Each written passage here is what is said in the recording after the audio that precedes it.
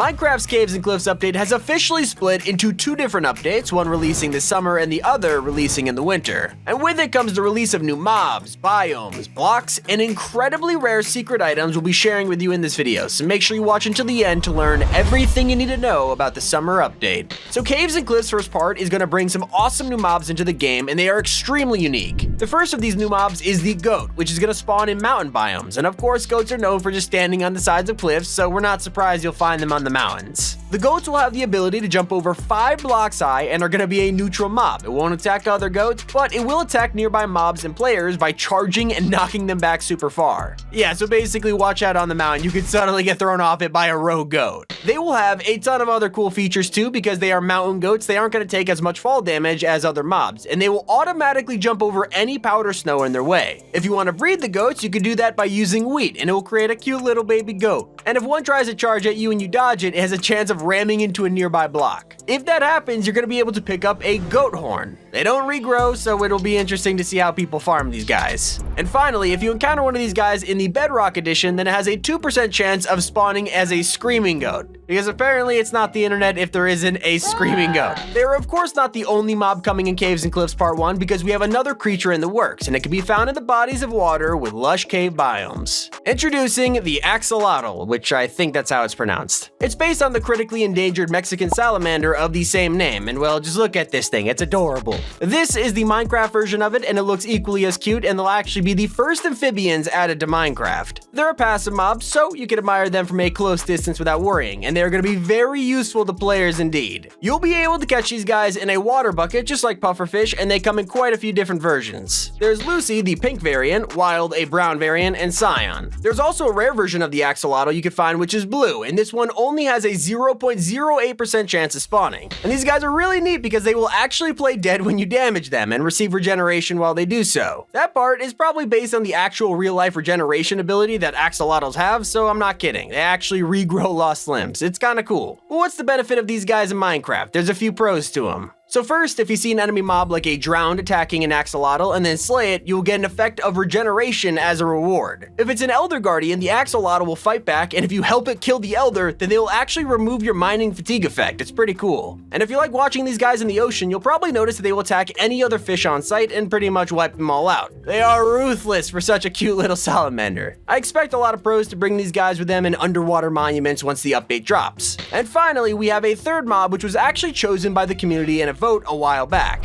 This is the glow squid, and it originates from Minecraft Earth. It's the first ever mob added to Minecraft based on a spin-off game, and it's gonna glow in the same way that other mobs do. If you want an example, there's magma cube cores, blazes, vex, endermen, and more. They all glow the same way. And so what's the actual use of these glow squids? Well, once you take them out, they actually drop glow ink sacks, which you can then use to make glow item frames. You'll be able to find glow squids in the deep ocean and in underwater caves. And like I said, it won a vote which was held last year, and it was chosen over the Moo Bloom from Minecraft Earth. But you probably heard enough about the mobs. The whole point of the update is Caves and Cliffs, and that brings us to one of the most important changes in part 1 of the update. Let's talk about the new biomes. So Mojang is saving all of the new procedural generation for part 2 in winter, but there still are some new biomes coming this summer, and they are mostly the caves part of Caves and Cliffs. So let's break it down.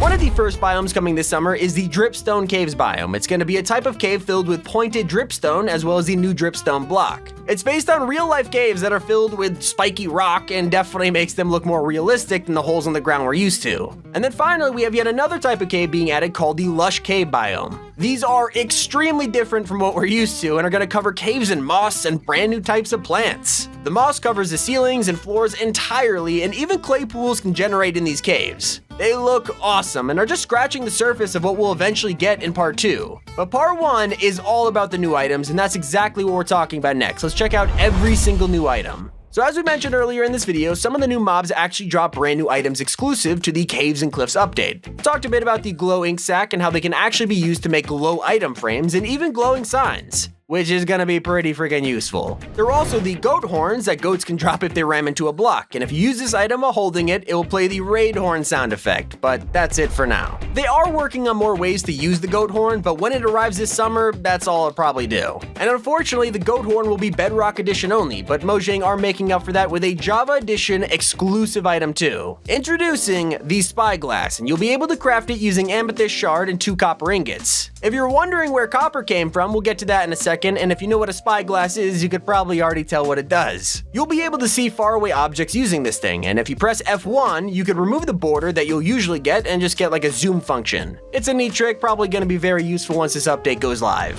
And interestingly, a powder snow bucket is coming to Minecraft, and it's going to help us place powder snow legitimately. This is going to be great for secret rooms or booby traps, and you could also create these buckets with cauldrons filled with powder snow. And finally, we're getting raw metals, although these will only be in the Java edition. Instead of dropping ingots, iron and gold ores will now drop raw iron and raw gold when mined. You then have to smelt these into ingots if you want to use them for crafting. It's a new extra step and is definitely going to shake the gameplay up. But with new items comes new blocks, and we saved the best for last. There's a ton of new blocks, and they're going to really change up the game, so let's talk about them. Lightning has always been something to look out for in Minecraft, but with Caves and Cliffs Part 1, we won't have to worry about it setting our builds alight anymore. Introducing the lightning rod block. You'll be able to craft this with 3 copper ingots, and it will actually divert all nearby lightning strikes to the rod, and that's going to be very helpful in protecting your builds from thunderstorms. But it does even more than that. It actually emits a redstone signal, and if it's struck by lightning, there's all kinds of crazy contraptions that can be made with this thing. It's really exciting. There's also some new overworld ore variants called deep slate ores that will generate below y=0 in the new update. These variants will look and work similar to the original ores, but will take twice as long to mine. You'll find deep slate versions of iron, gold, lapis lazuli, diamond, and redstone, so keep an eye out while you're down there. Not all blocks have to be useful though, and that's proven with a new decorative block that's coming in Part 1. We have glow squids and new glow items, so it's no surprise that we're also getting a glow lichen block. LICHEN block. I don't know how to pronounce that. It's not a regular block though, it's an extremely thin non-solid block that can go on all sides of a solid one. It looks kind of similar to vines, but it emits a light level of 7, hence the glow part of the name. And if you apply bone meal to this thing, it will actually spread to a random nearby block, which is cool. You'll find these things in caves. But we have been bringing up copper a lot in this video, and if you're confused, it's because copper is indeed one of the new types of ore coming in Part 1. You'll find it underground, and when you break it, it will drop the new raw type of item, raw copper. Although that's in the Java edition only. If you play on Bedrock, it'll drop regular copper ingots. You can then use these copper ingots for a ton of different things. And that brings us to the brand new copper block, and you could use these for crafting and storage. Then you could use the stonecutter item to craft different types of copper block. You have to cut copper to make stairs and slabs, and they can't be turned into regular blocks or ingots. What's crazy is the copper doesn't just stay the same once you place it either. Like real life copper, it will oxidize over time and become green. This could also be sped up by rain.